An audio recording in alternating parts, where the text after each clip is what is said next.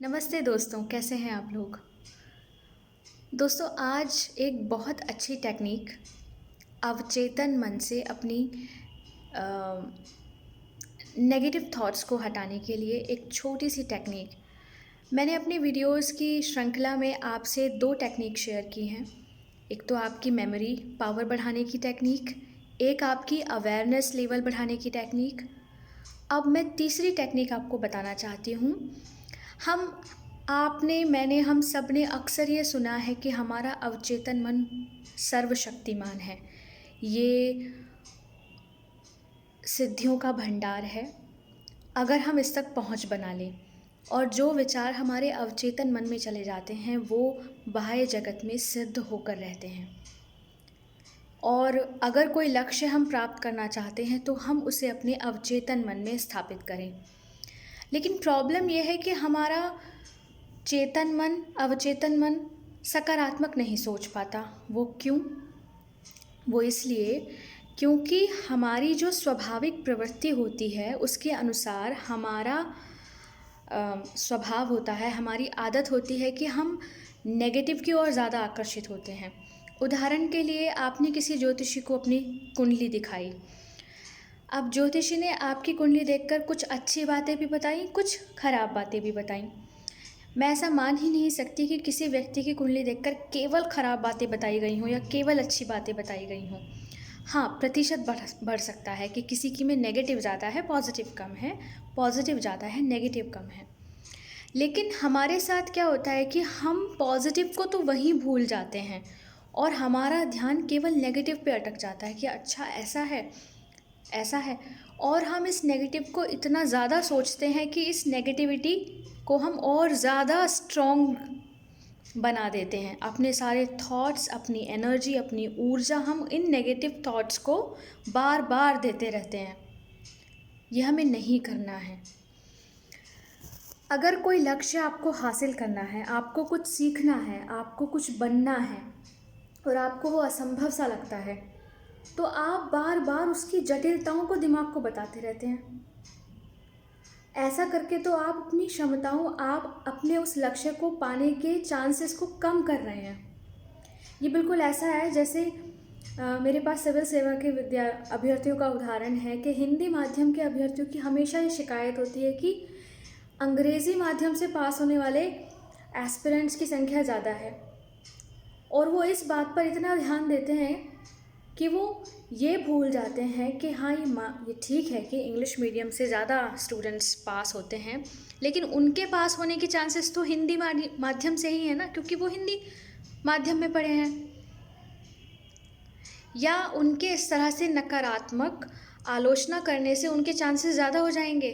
नहीं, बजाय कि इस समय वो आलोचना करें, वो अपनी हिंदी पर काम करें। ठीक, तो आपको क्या करना है?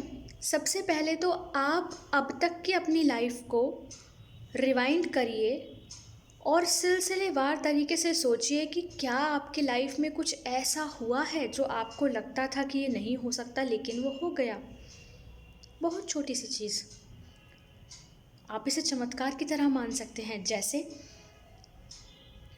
आप कहीं यात्रा करना चाहते थे और आपको टिकट मिलने की बिल्कुल संभावना नहीं थी। आप बिल्कुल मान चुके थे कि आपको टिकट नहीं मिलेगी, लेकिन जब आप गए टिकट लेने तो आपको टिकट मिल गई। या मैं अपने जीवन से एक उदाहरण देकर बताती हूँ कि आज मैं हिंदी में बात कर रही हूँ लेकिन मैं अंग्रेज़ी में भी अच्छे से बोलती हूँ। पर बचपन में मुझे ये विश्वास था कि मैं अंग्रेज़ी में बात नहीं कर सकती क्योंकि मैं हिंदी मीडियम से पढ़ी हूँ। पर जब मैंने कोचिंग ज्वाइन किया, मैंने बोलने का अभ्यास किया तो मैं बहुत अच्छी अंग्रेज़ी बोलने लगी। जब मैंने सिविल सेवा की तैयारी की तो मुझे बहुत डर लगता था। मुझे लगता था कि मैं अर्थव्यवस्था, मैं ये सब कैसे, मुझे बिल्कुल नहीं आता। ये प्राचीन इतिहास और ये मध्यकालीन, ये कब अकबर हुमायूं क्या हुआ, जीडीपी या राज्य व्यवस्था में संसद, लोकसभा, राज्यसभा क्या है। लेकिन कुछ वक्त गुजरने के बाद मुझे ये बहुत अच्छे से समझ आने लगे। तो अपनी लाइफ के उन पलों को याद करके लिखिए जब आपने वो अचीव किया जिसकी संभावना अचीव करने की नहीं थी या आपको विश्वास नहीं था। इससे आपके अवचेतन मन को ये विश्वास मिलेगा कि आप जो बड़ा लक्ष्य पाना चाहते हैं वो संभव है। यानी कि अच्छा सोचने के लिए अपने दिमाग को ट्रेन करना पड़ता है। अच्छा सोचना, लगातार पॉजिटिव सोचना, ये एक मुश्किल काम है, ये एक आदत है जिसे डेवलप करना पड़ता है।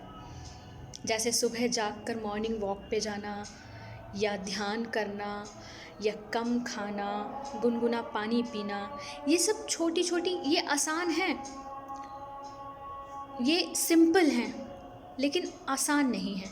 मतलब इन्हें करना बहुत सिंपल है, क्या इनमें कोई जटिलता है? लेकिन इनके लिए रेगुलरिटी चाहिए। तो ऐसा ही आपकी थिंकिंग के साथ है। कितनी ही नेगेटिव सिचुएशन हो, लेकिन आपको अपने दिमाग को बताना है कि आप पहले भी ऐसी नेगेटिव सिचुएशंस को झेल चुके हैं, लेकिन उनसे निकल चुके हैं। आप पहले भी कुछ ऐसा पा चुके हैं जिसके मिलने की उम्मीद आपको नहीं थी। ये पॉजिटिव सोचने की जो आदत है, ये आपके सबकॉन्शियस माइंड की ज़मीन तैयार करेगी। पहले आप पॉजिटिव सोचने की आदत विकसित करें, पहले अपनी पिच बनाएं, उसके बाद आपको फसल बोनी है, उसके बाद आपको बीज बोने हैं कि आप अब उसमें कौन सा लक्ष्य बोना चाहते हैं। तो मुझे कमेंट करके बताइए कि आपको ये वीडियो कैसा लगा। क्या ये बहुत जटिल बात है? क्या पॉजिटिव सोचना, अपनी ही लाइफ को एनालाइज करना, अपनी ही लाइफ से उन उदाहरणों को निकाल के लाना जो आपको ये विश्वास दिला सकें कि कुछ अच्छा हो सकता है। और अगर आपकी लाइफ में ऐसा कोई उदाहरण नहीं है ना, तो आपके आसपास कोई होगा। और हम सब एक ही एनर्जी हैं। जब किसी और की लाइफ में हो सकता है तो हमारी लाइफ में भी हो सकता है। बस ये याद रखिए। कल फिर मिलूंगी एक बहुत अच्छे थॉट के साथ। अपना ध्यान रखिए, अपने देश का ध्यान रखिए, अपनी मातृभूमि से प्यार करिए। नमस्ते।